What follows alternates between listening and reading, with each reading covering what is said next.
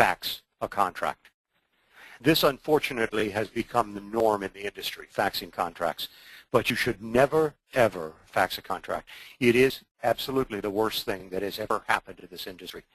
We do it because we are basically lazy. It's the easy approach. In the state of Florida, by law, and check your state, but by law in the state of Florida, both the listing associate and the associate working with a buyer have a legal right to physically present the contract to the seller. The only exception to that, and I don't think this has ever happened, would be if the seller gave the salesperson the command in writing, I only want you to present the contract.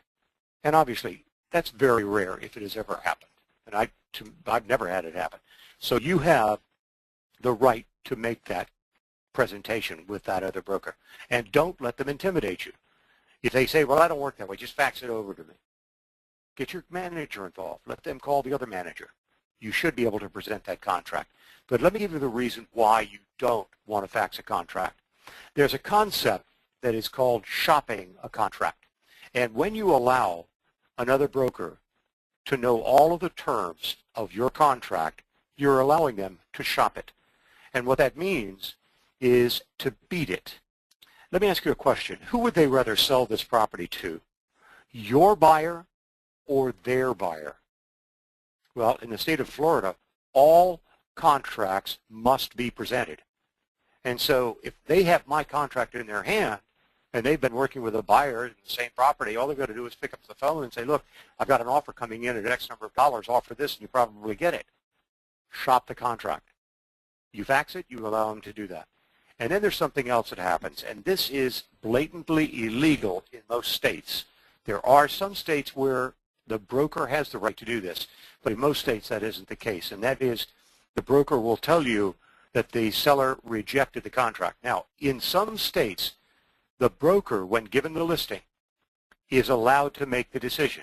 That's not true in Florida.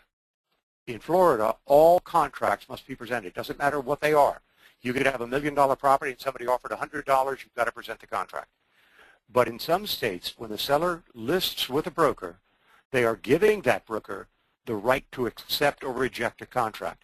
I don't personally now, I don't feel that's fair. And I don't feel it's fair simply because the motivation of the seller could have changed, and we wouldn't know that. It could have changed last night, and we might be doing a disservice by not presenting this contract. But once in a while, in states where this broker does not have the right to make that decision, they will take a contract that's been faxed to them, and they'll wait, I don't know, a few hours or the next day, and they'll call the salesperson, and they'll say, I'm sorry, the seller rejected your contract.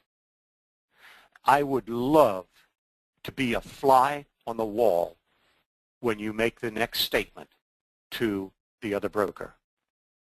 I'm going to need a signed rejection copy of the contract. Now, what are you forcing the other broker to do? You're forcing them to take the contract to the seller and show it to them. And if they do reject it, fine. They sign off on that rejection. Now, I'm not, again, sure in your state the exact laws, but in Florida, when money is taken on deposit, it is put into what is called an escrow account. Now, that escrow account, when it goes into that account, belongs to no one. It literally doesn't belong to the buyer or the seller. It's in limbo. Ultimately, if the sale closes, it becomes the seller's property. If it doesn't close and the buyer is getting out of the contract and they have a valid reason and they're not forfeiting the deposit, then they get it back. But while it's in escrow, it doesn't go to anybody. And it cannot be released from escrow without both parties' written consent. So in Florida, by law, you have to have the seller's signature. And when you tell that to the broker, you're forcing the other broker to go ahead and present your contract. But never, ever fax a contract. It is the worst thing that's ever happened in this industry. Let's go on. Always cover two things before you cover the price. We're now presenting the contract. The first thing that you want to cover is a chronological history. This is what I call a fight story. It's nothing more than the things that have happened during the time that you've had the listing. And you've written everything down. It's just basically on your computer, put two columns, one for date, the other for activity. And every single time something happens, you write it down on this chronological history. Now, there are a number of reasons for doing this, and I'll give them all to you in just a moment. But before I do, let me show you what you should put on this chronological history. It isn't just the obvious that you showed the property, you held it open, another broker showed it, or you advertised the property. All of those are things the seller is going to know about. But what about the time that you were sitting in your office and in turn you overheard another broker, another salesperson talking to a buyer, and you're filling out the paperwork on a new listing that you just received. You know the other salesperson doesn't know about it. And so in turn you get up and you go over to the other salesperson, you show it to them and say, I heard you talking to a buyer, you might want to show them my new listing. And they say, it looks good, but it's not in the area that my buyer wants, but I'll keep it in mind. Well, the seller is paying you a lot of money.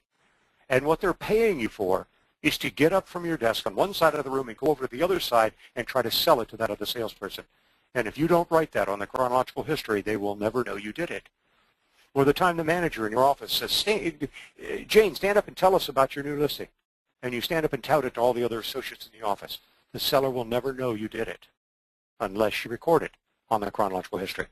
Now, the obvious reasons for keeping this is, one, legal. If you're ever sued, this can become your defense in a lawsuit. The other is a listing tool, and that is that many sellers are afraid of abandonment. And by showing them the old chronological history of what you've done for other clients, you're taking that fear away from them.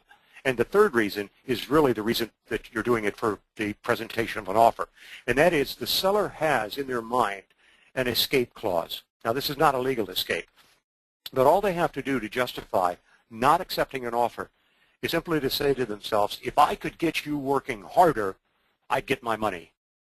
By just simply blame you. By going over the chronological history before you cover the price, you're taking that away from them. Now, when you do go over the chronological history, you start at day one, and you'll get probably maybe 2 or 3 items in. You'll start out, Mr. and Mrs. Seller, you remember we listed the property back in November, and then I immediately held an open house. We had our brokers open, and I've seen that. I know what you've done.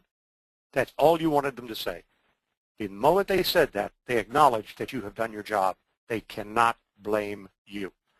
There are actually 3 areas where the blame can be placed. Now, there are only 3 reasons properties will or will not sell. That's price, terms, and motivation. Who controls all 3? The seller.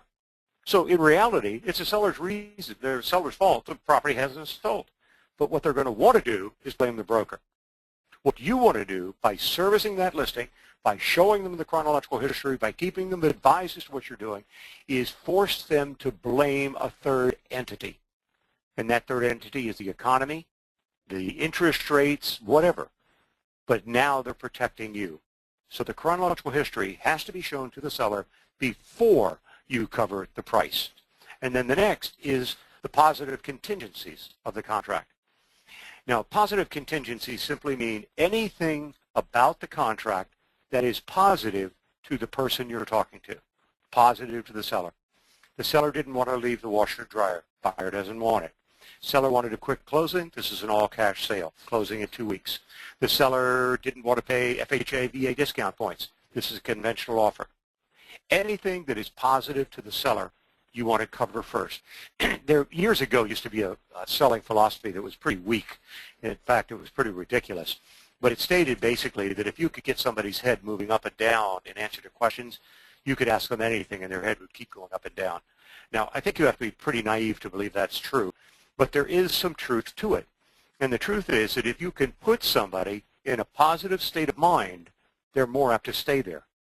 I mean, I could walk into a seller's house and say, well, here's another one you're not going to like. And you're not going to like it. I don't care what it is. I put them in a negative frame of mind. So by covering these positive contingencies first, you're putting them into a positive frame of mind. Now, there is a right way and a wrong way to present a contract. First of all, the wrong way to present the contract, and that is simply to read it.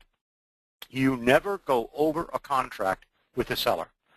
By doing that, by reading it to them and showing them and going over, you can see the information about the legal description, and here are all the personal items that are being sold, and you can see the price is $420. I can't sell for that. The moment they say it, they have to defend it. If it comes out of their mouth, they have to defend it. That's their opinion. So the correct way is to let them read the contract. But notice what this says. Let the seller read the contract and then watch the eyes of the decision maker. You have a contract in your hand. You've given the husband and wife a contract. You know the husband's going to make the decision. In their peripheral vision, it would appear that you're looking at your contract, but in fact, what you're actually doing is looking right over the top of it, and you're looking into their eyes. And so in turn, you're watching their eyes, and their eyes are going to tell you everything, because their eyes will stop on every negative. They get to the price, and all of a sudden they get this weird look on their face, like, oh man, I didn't want this. But they're not going to say anything, and they're going to continue to read. And then you'll see their eyes go back up to that price again. And then they'll look at it, and they'll frown again, and then they'll go back down, and they'll get to the bottom of the page, and they'll go back up and look at the price again, and then they'll turn the page, and what are they doing? They're thinking about it. And who gave them the time to think about it? You did.